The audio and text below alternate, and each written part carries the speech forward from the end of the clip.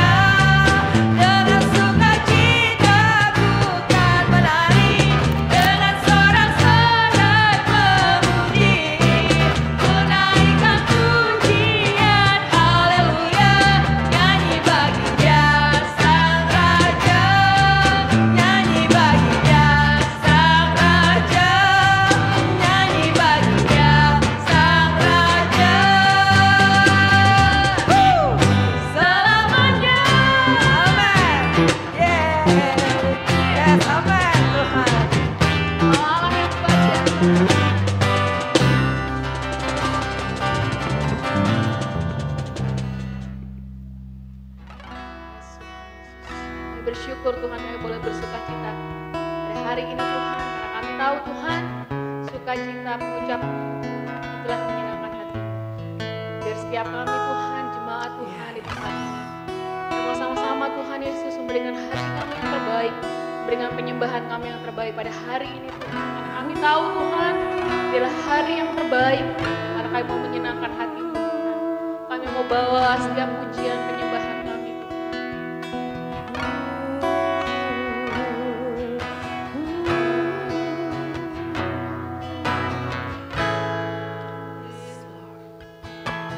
Tuhan, ku mau menyenangkan-Mu. Tuhan, bentuklah hati ini jadi bejana untuk hormat-Mu, cemerlang bagai emas murni. Tuhan, ku serahkan hatiku. Pada jemaat Tuhan, katakan dengan sungguh-sungguh. Semua ku berikan padamu, Kuduskan hingga tulus selalu, agar aku menyenangkan-Mu, menyenangkan-Mu, senangkan-Mu. Hanya itu kerinduanku, menyenangkan-Mu,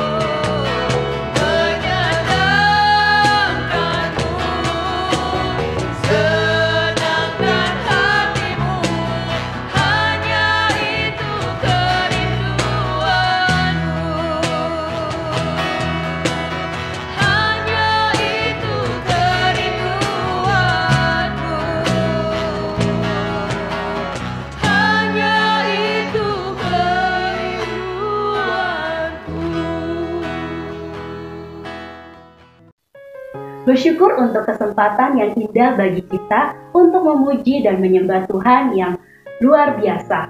Bagi Bapak, Ibu, dan saudara-saudari dimanapun Anda berada yang membutuhkan dukungan doa ataupun konseling, Bapak, Ibu, dan saudari-saudara dapat menghubungi nomor telepon yang ada di layar saudara.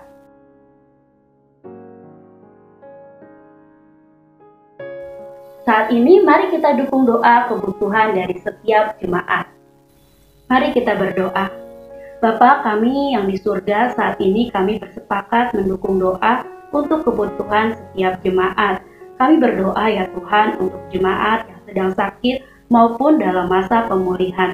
Kami berdoa dengan sepakat dengan bilur-bilur darah Yesus mampu menyembuhkan segala penyakit.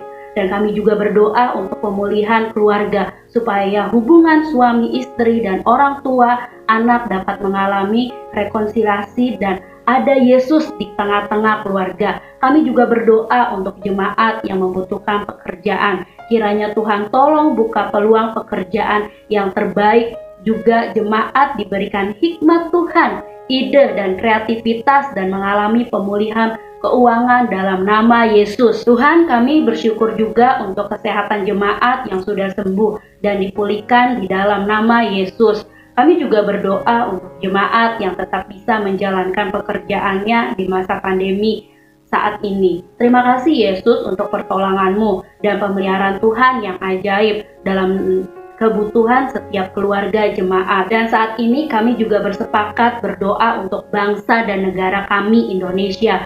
Kami berdoa untuk Pak Jokowi beserta dengan jajarannya agar selalu mendapatkan hikmat Tuhan dalam menjalankan tugas dan tanggung jawabnya seturut sesuai dengan kehendak-Mu ya Tuhan. Terima kasih Tuhan untuk pandemi COVID-19 yang terkendali. Mampukanlah pemerintahan untuk menetapkan antisipasi dan masyarakat tetap taat prokes serta ketersediaan vaksin lengkap tercapai target untuk warga Indonesia. Kami juga berdoa untuk pemulihan ekonomi di sektor industri, perdagangan, serta lapangan pekerjaan. Tuhan tolong semua semakin membaik dan kuat kembali di dalam nama Yesus. Kami juga berdoa untuk keamanan bangsa kami, khususnya TNI dan Polri, diberikan kesatuan hati dalam menjaga keamanan dan keharmonisan di negara kami Indonesia. Dalam nama Yesus kami sepakat berdoa untuk bangsa dan negara kami. Dalam nama Yesus, amin.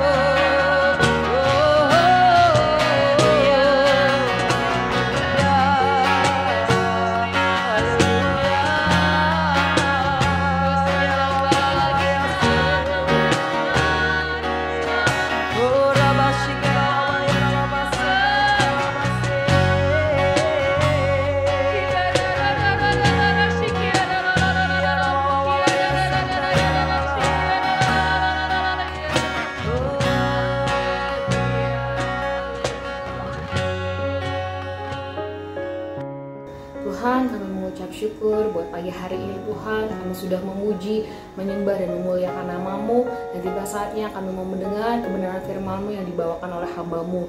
Berkati pembicara pada pagi hari ini Tuhan, pimpin sertai sehingga apa yang dia sampaikan adalah isi hati-Mu. Terima kasih Tuhan, kami mau serahkan Tuhan ibadah ini ke dalam tangan kuasa Allah.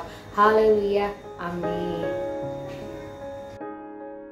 Oh, jelas ya, oke. Shalom semuanya, selamat pagi ya. Semangat hari ini, kita juga mau merayakan buat di Bogor juga mau merayakan Natalan ya kan. Hari ini hari yang bersuka cita, dan pagi hari ini kita juga mau datang sama Tuhan, mau belajar lagi firman Tuhan. Tema yang akan saya bagikan pagi hari ini yaitu Conquer Yourself Every Day. Atau bahasa Indonesianya ya, mengalahkan diri sendiri atau menang atas diri sendiri setiap hari. Nah, hari ini kita melihat ya bahwa kenyataan bahwa pandemi ini udah berjalan udah cukup lama ya. Pandemi ini berjalan membawa banyak perubahan dalam hidup kita. Mulai dari kebiasaan-kebiasaan yang lama akhirnya hilang, jadi punya kebiasaan-kebiasaan baru. Nah, sekarang kita punya kebiasaan baru, kemana-mana pakai masker ya. Nggak lupa selalu bawa masker ya.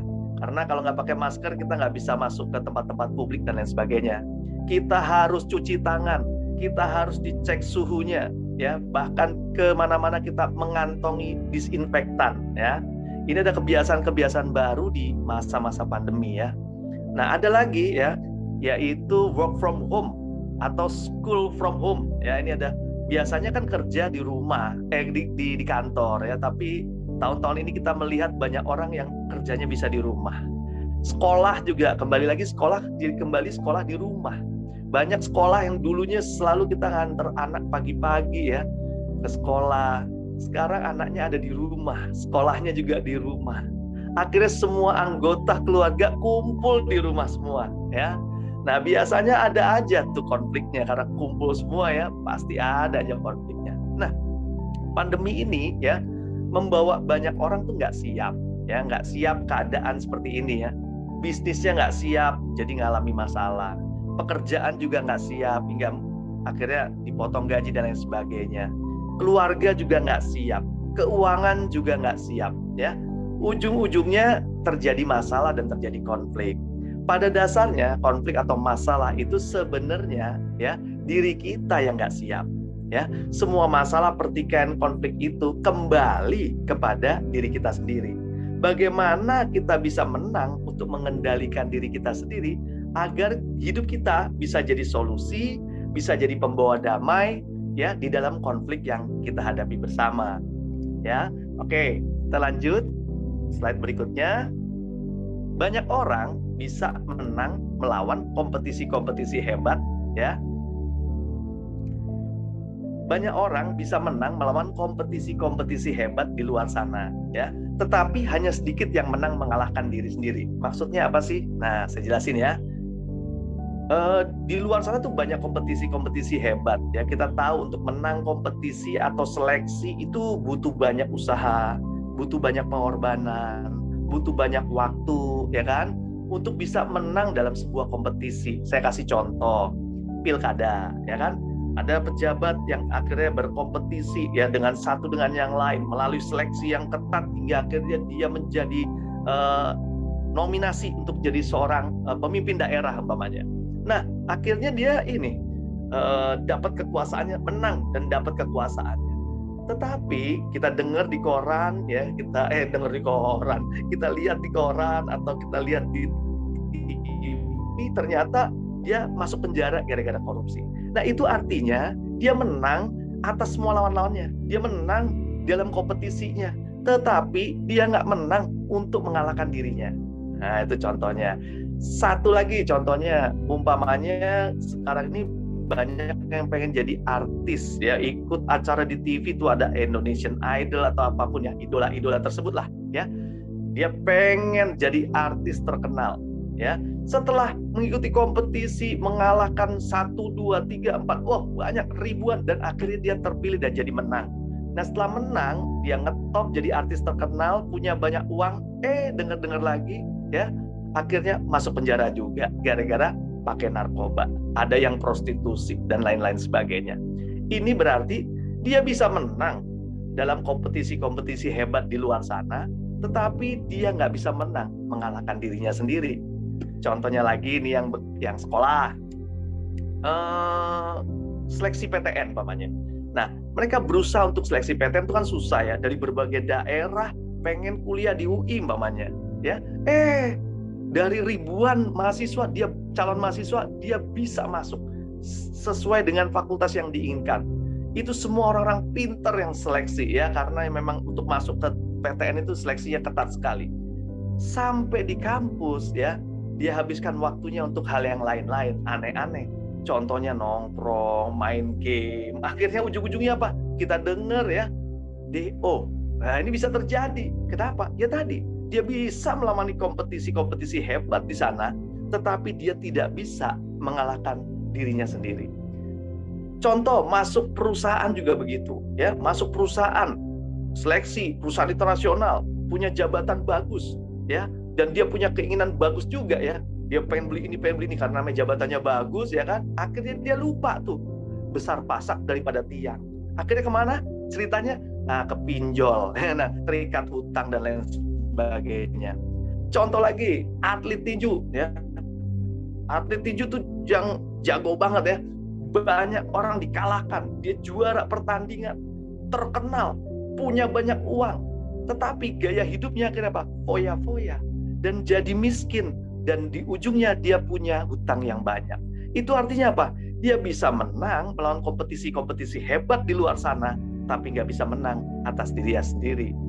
Nah, kita tahu bahwa untuk kita bisa menang dalam diri sendiri, itu bukan menang melawan orang banyak. Ya. Bukan menang melawan orang banyak, tapi melawan diri sendiri itu lebih susah. Makanya kita bilang sebagai orang yang punya kemenangan sejati. Slide selanjutnya, kita akan belajar firman Tuhan dari Yakobus 4 ayat 1. Saya akan bacakan ya. Dari manakah datangnya sengketa dan pertengkaran di antara kamu?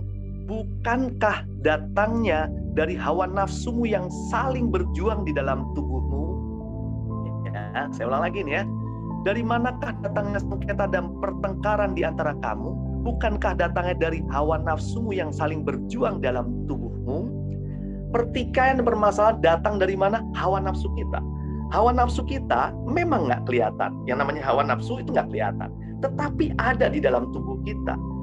Hawa nafsu itu berjuang di dalam tubuh kita untuk menguasai hidup kita. Saya ulang lagi ya. Hawa nafsu itu berjuang di dalam tubuh kita untuk menguasai hidup kita. Hawa nafsu itu merupakan suatu keinginan daging. Dan ini jelas pasti bertentangan dengan keinginan Tuhan atau keinginan roh atau kehendak Tuhan. Hawa nafsu itu tidak berhubungan dengan iblis, tetapi murni karena keinginan kita. Nah, kita sering gagal mengendalikan hawa nafsu kita. Maka hawa nafsulah yang mengendalikan hidup kita. Kita sering mengalami sengketa, pertengkaran, ya kan, ribut, umpamanya suami sama istri, ya, adik kakak, berantem, ya kan. Itu gara-gara apa? Gara-gara hawa nafsu yang tidak bisa dikendalikan. Akhirnya apa? Ribut dan saling salah-salahan. Ya, nggak ada yang mau kalah. Lalu pengennya dihargai, saya pengennya dihormati. Ya, semua keributan tuh diawali dari apa? Hawa nafsu kita lagi. Nah, kita baca Yakobus 4 selanjutnya ayat kedua, slide berikutnya. Kamu mengingini sesuatu, tetapi kamu tidak memperolehnya. Lalu kamu membunuh, kamu iri hati, tetapi kamu tidak mencapai tujuanmu. Lalu kamu bertengkar dan kamu berkelahi. Kamu tidak memperoleh apa-apa karena kamu tidak berdoa. Nah, kita menginginkan sesuatu, tetapi tidak memperolehnya. Nah, kata firman Tuhan begitu. Kita menginginkan sesuatu, tapi nggak memperolehnya. Ingat, setiap kita masing-masing pasti punya keinginan dan hawa nafsu yang harus kita penuhi ya. Punya keinginan macam-macam. Mungkin di antara kita ada yang keinginannya punya banyak uang, ya kan? Kalau punya banyak uang kayaknya bisa buat jalan-jalan, buat happy-happy segala macam. Nah, itu keinginannya ya. Tapi ada yang nggak mau uang, saya yang penting disayangin, diperhatiin. Ya, ada yang begitu ya. Ada yang juga pengen punya nilai atau prestasi yang bagus. ya. Ada yang pengen dihargai sama teman-temannya. Ada yang kepengennya jalan-jalan keliling dunia. Ada yang kepinginannya belanja, ya. Dan banyak keinginan lain dari setiap kita, dan masing-masing kita pasti punya keinginan yang berbeda. Tapi firman Tuhan berkata begini, yang berbahaya adalah kita sudah menginginkan sesuatu, tetapi kamu tidak memperolehnya. Nah, kata tidak memperoleh itu berarti ada satu yang, aduh, pengen tapi nggak dapat. Pengen tapi nggak dapat. Nah, keinginan itu, ya, yang kebutuhan-kebutuhan tersebut itu menuntut untuk segera dipenuhi, tapi karena tidak diperoleh, maka tujuan kita kan nggak tercapai. Harapannya apa? Semua keinginan kita dipenuhi dan tercapai. Tapi ini nggak tercapai. Akhirnya orang banyak ngambil jalur singkat tadi. Ada yang ke narkoba tadi, ya kan? Ada yang akhirnya selingkuh, ya, jatuh dalam dosa. Di firman Tuhan ditulis membunuh, iri hati, dan lain sebagainya. Itu dilakukan karena mengambil jalur singkat, karena harapan dan keinginannya, ya, untuk kebutuhannya dipenuhi nggak terjadi. Tidak terjadi, hingga akhirnya dia mengambil jalan singkat, yaitu apa? Masuk dan terikat dengan dosa. Dan jangan cepat-cepat salahkan iblis, apalagi setan juga jangan salahkan, karena yang namanya hawa nafsu itu berasal dari diri kita sendiri. Kita tidak bisa mengendalikan atau mengendalikan keinginan kita, akhirnya terjadilah tadi tuh kesempatan untuk iblis menjadi supplier dosa kita. Iblis tuh supplier, ya, bahasa saya supplier. Saat Tuhan, seperti kita berdoa sama Tuhan, Tuhan gak jawab. Saya minta ini, gak ada, kebutuhan sedang perlu-perlunya. Nah, si iblis selalu menjadi supplier. Istilah kata supplier untuk memenuhi kebutuhan kita. Tetapi itu tidak sesuai dengan cara Tuhan. Nah, inilah cara-cara singkat. Semua keinginan harusnya cocok atau selaras atau kompak dengan keinginan Tuhan. Jadi keinginan kita harus cocok, kompak, selaras sama keinginan Tuhan. Hawa nafsu dan keinginan daging selalu itu bertentangan dengan keinginan roh dan keinginan Tuhan. Untuk itulah kita perlu berdoa. Ya, tadi bilang perlu kamu, karena itu kamu tidak berdoa. Makanya kita perlu berdoa. Berdoa buat apa? Minta hikmat, minta pertolongan Tuhan untuk bisa memenuhi kebutuhan-kebutuhan atau keinginan kita sesuai dengan rencana Tuhan. Saya percaya kalau itu kebutuhan, Tuhan pasti jawab. Betul nggak? Tapi kalau itu keinginan, belum tentu. Ya, nanti Tuhan lihat sesuai nggak, perlu nggak, memang butuh nggak kita, seperti itu. Nah, saat kita berdoa, sebenarnya kita sedang menuruti keinginan roh kita. Jadi keinginan kita untuk berdoa itu kita sedang menuruti keinginan roh kita untuk bersekutu sama Tuhan. Nah, kalau kita berdoa, berarti hawa nafsu kita nih sedang kita tundukkan di bawah kendali Tuhan. Nah, kalau kita berdoa, kita sedang menundukkan tuh tadi tuh hawa nafsu di dalam kendali Tuhan. Slide berikutnya, kita belajar masuk lebih dalam lagi di Yakobus 4 ayat 3, lebih jelas lagi bilang begini. Atau kamu berdoa juga. Tadi kan nggak berdoa ya. Kalau ini, atau kamu berdoa juga, tetapi kamu tidak menerima apa-apa, karena kamu salah berdoa. Sebab yang kamu minta itu, hendak kamu habiskan untuk memuaskan hawa nafsumu. Ya, yang tadi bilang kan nggak berdoa, tapi yang ini, Tuhan, saya sudah berdoa nih, saya berdoa tiap hari, pagi, siang, malam saya berdoa. Ya, tapi di Yakobus 4 ayat 3 mengatakan kita tidak menerima apa-apa yang kita inginkan karena yang kita minta untuk memuaskan hawa nafsu kita. Itu yang namanya salah berdoa. Hawa nafsunya dibawa dibawa ke Tuhan. Tuhan, saya minta ini, saya minta ini. Makanya dikatakan salah berdoa. Maksudnya salah berdoa apa? Ya, kita koreksi sekarang ya. Kita koreksi diri kita masing-masing nih ya. Kita merasa nggak sih kalau kita doa itu kita lebih banyak ngomong sama Tuhan soal kebutuhan. Tuhan, aku butuh ini. Tuhan, aku butuh ini. Tuhan, aku ingin itu. Tuhan, aku ingin ini. Ya. Jadi ingin sana, ingin ini, ingin itu. Semua, hampir sebagian doa kita isinya adalah keinginan, kebutuhan kita. Iya nggak? Nah, apakah keinginan roh kita seperti itu? Enggak. keinginan roh kita waktu kita berdoa adalah untuk kita mengerti kehendak Tuhan. Bukan mengerti kehendak kita, keinginan daging kita. Contoh, saya kasih lihat ya. Umpamanya saya sering kali ya kalau berdoa nih ya, contoh. Saya berdoa sering minta ini, minta itu, minta itu. Lama-lama saya, oh iya benar ya Tuhan. Kok saya jadi seperti orang yang minta ini, minta itu terus ya. Lama-lama saya pikir-pikir, iya ya.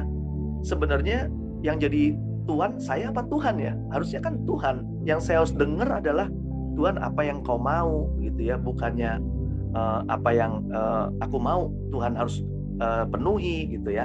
Nah lama-lama kan saya bilang, oh iya benar. Doa ya benar. Doa singkat, jelas, padat. Ya seperti doa Bapa kami.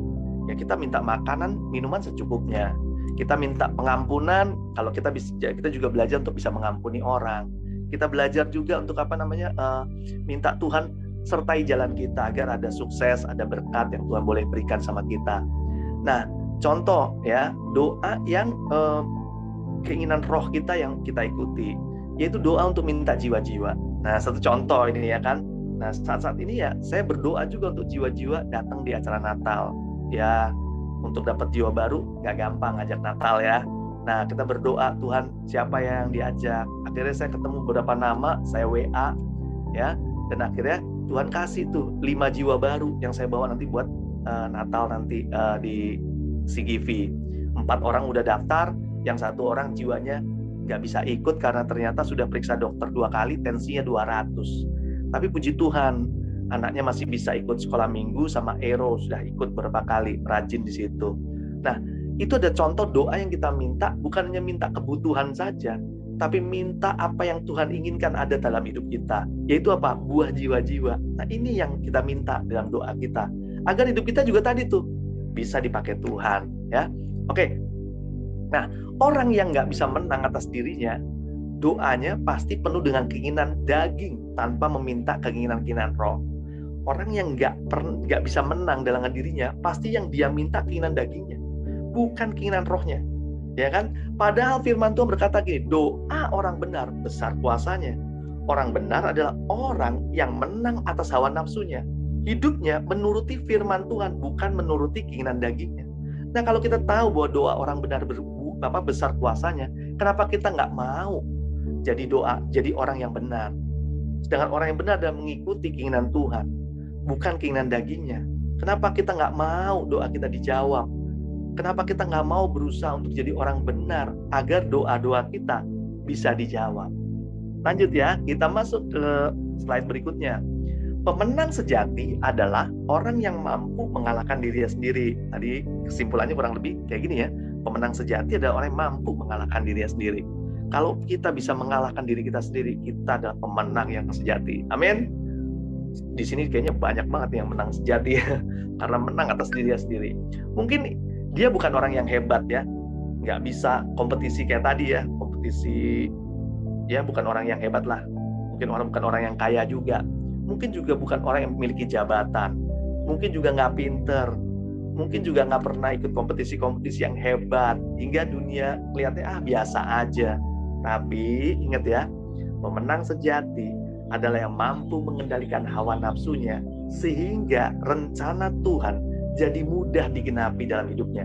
Ini penting banget nih ya, saya bilang gini, kalau orang yang mau mengalahkan dirinya, dia menjadi orang yang mudah untuk dibentuk Tuhan, ya, dan digenapi, rencana Tuhan bisa digenapi dengan mudah dalam hidupnya. Ya, percumalah kita hebat, jadi orang hebat di dunia ini, tetapi kehebatan kita hanya bisa dilihat oleh orang-orang biasa saja, ya kan? Dan kehebatan kita akan hilang dengan berjalan dengan waktu. Kita mau bahwa rencana Tuhan itu bisa terjadi dalam hidup kita. Itulah makanya jadi orang hebat.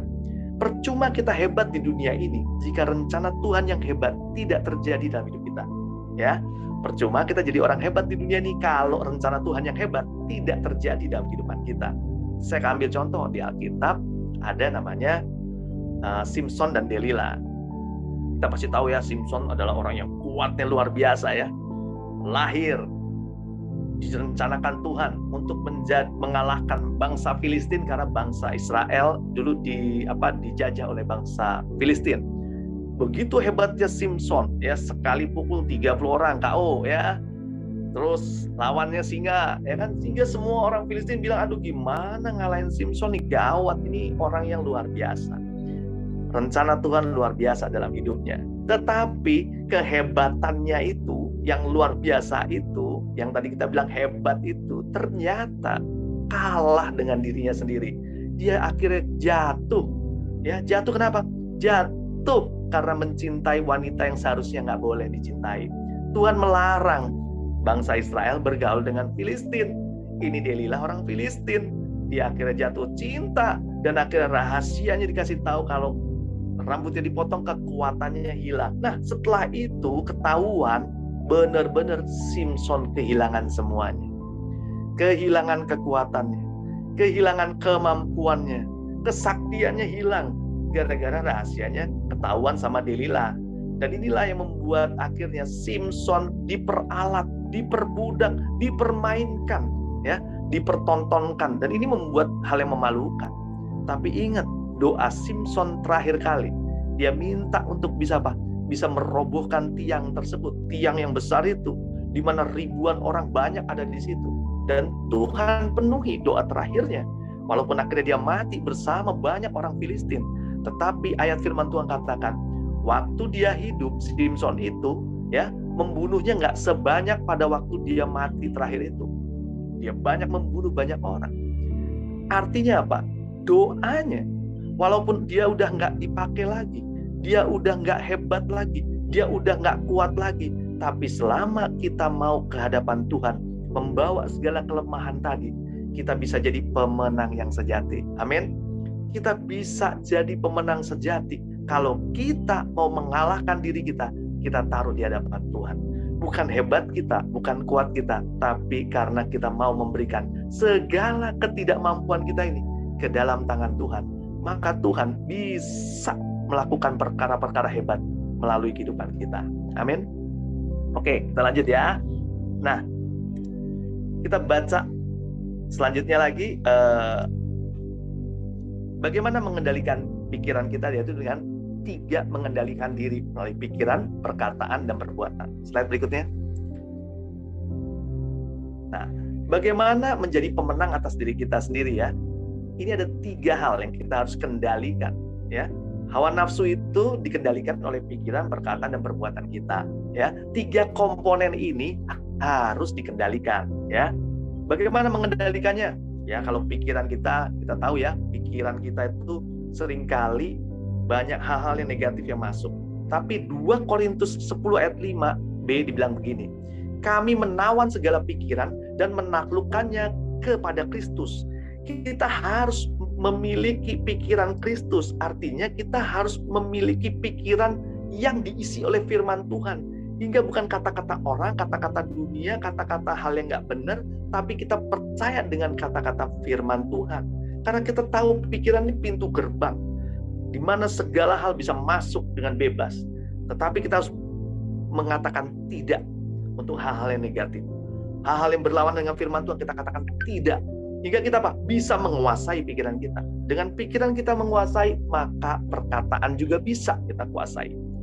Perkataan itu di Amsal 21 ayat 23 bilang gini, dikatakan siapa memelihara mulut dan lidahnya, memelihara diri dari segala kesukaran, ya, memelihara diri daripada kesukaran. Maka dari itu kita harus dapat menguasai lidah kita, ucapan kita. Jangan banyak ngomong, jangan asal ngomong. Nah, ini saya termasuk orang yang suka banyak ngomong, ya, karena hobi ngomong mungkin ya, jadi banyak ngomong. Jadi asal ngomong. Jika salah, saya selalu ditegur sama istri, sama anak saya. Pak, itu nggak boleh ngomong gitu. Oh iya, salah ya, maaf ya. Ini ngomong nggak boleh begitu, itu nggak benar. Oh iya, benar, salah. Dan saya juga masih banyak harus belajar dalam perkataan saya. Karena saya tahu bahwa di dalam perkataan itu ada kuasa. Kuasa untuk apa? Untuk terjadi.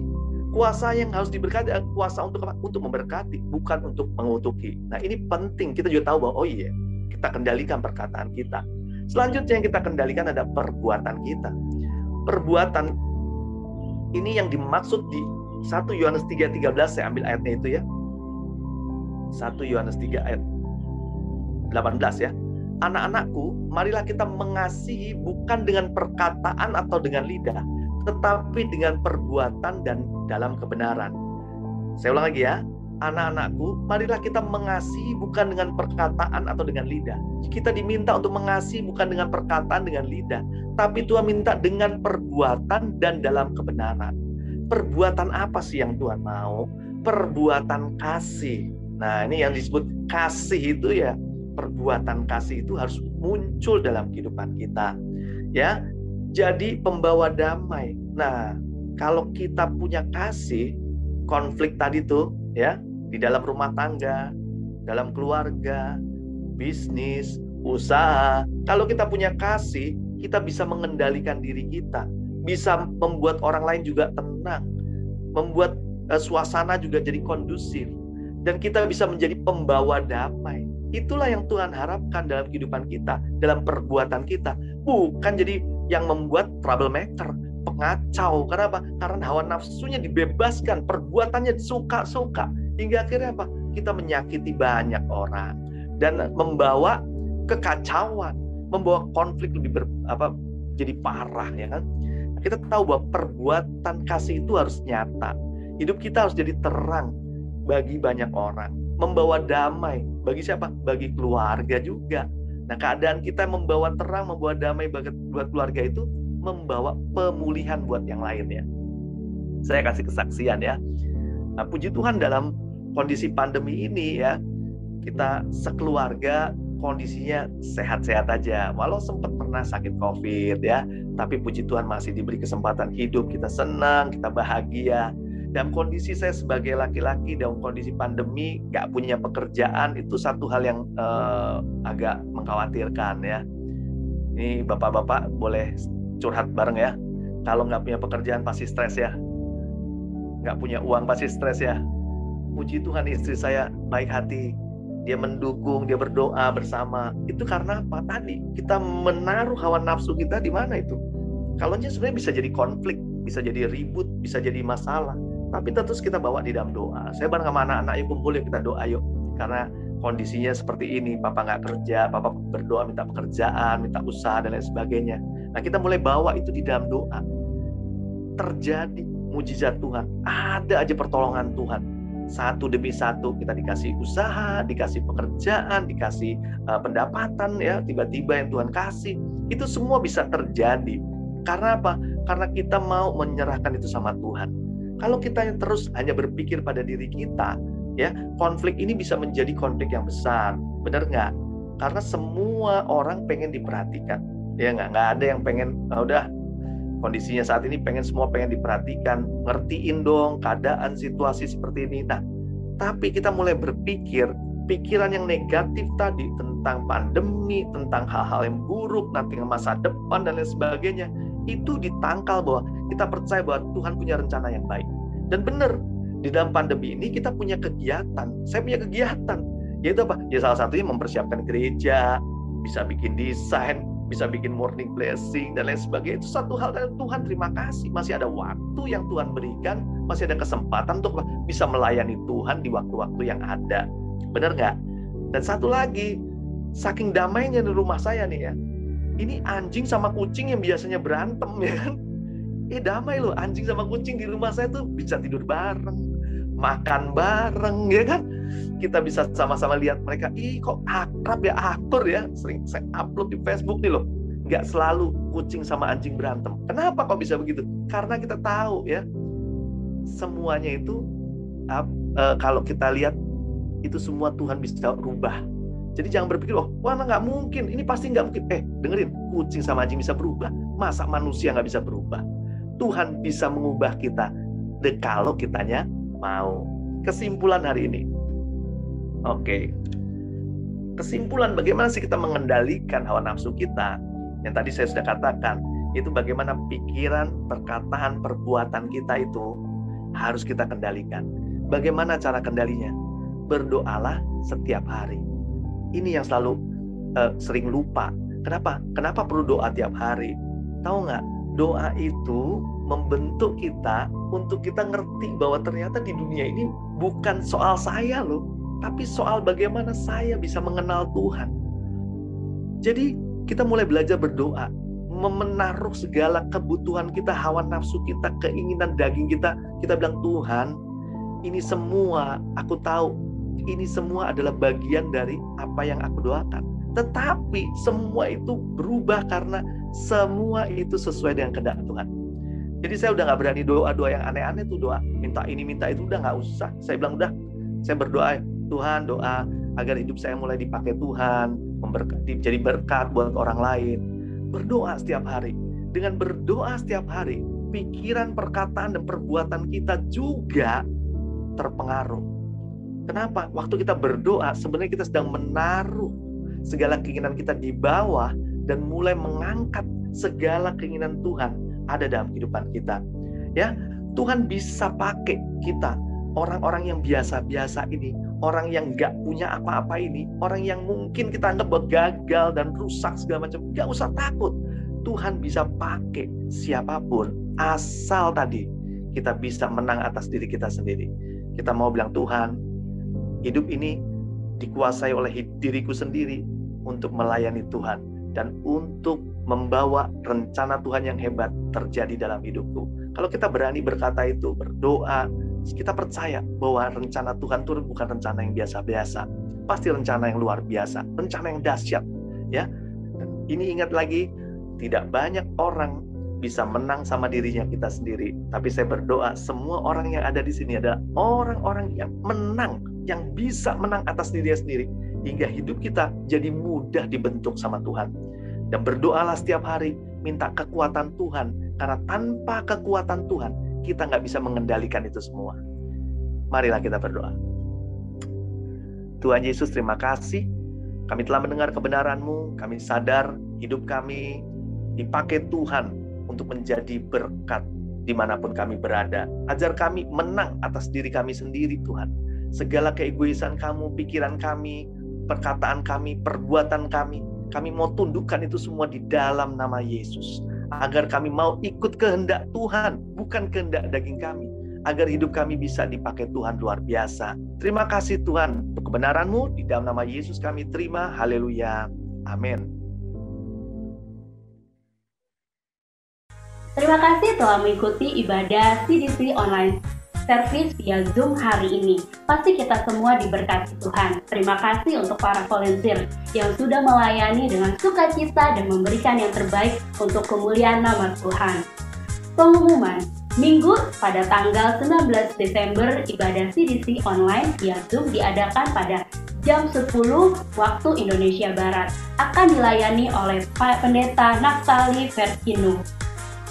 Dan berikutnya, agenda Natal CDC. Ibadah Natal CDC Bogor Onsite akan diadakan nanti sore Minggu tanggal 12 Desember 2021 jam 17 waktu Indonesia Barat. Bagi Bapak Ibu yang tidak dapat hadir secara onsite, dapat tetap mengikuti ibadah Natal melalui live streaming via YouTube dan Zoom. Link YouTube serta Zoom akan di-share melalui carousel. Ibadah Natal CDC Onsite akan diadakan pada Minggu 19 Desember 2021 pada jam 17 waktu Indonesia Barat. Ibadah Natal CDC Kids via Zoom akan diadakan pada hari Minggu jam 9 waktu Indonesia Barat pada tanggal 19 Desember 2021. Proposal Natal dan penerimaan dana Natal dapat dilihat di layar Bapak Ibu dan Saudara sendiri semuanya.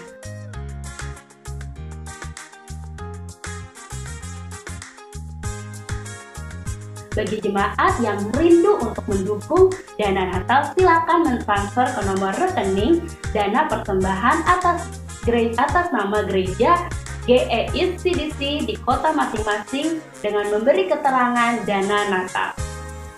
Sekarang tiba saatnya untuk memberikan yang terbaik untuk Tuhan. Persembahan Bapak Ibu dan Saudara-saudari dapat ditransfer ke nomor rekening yang tertera di layar saudara.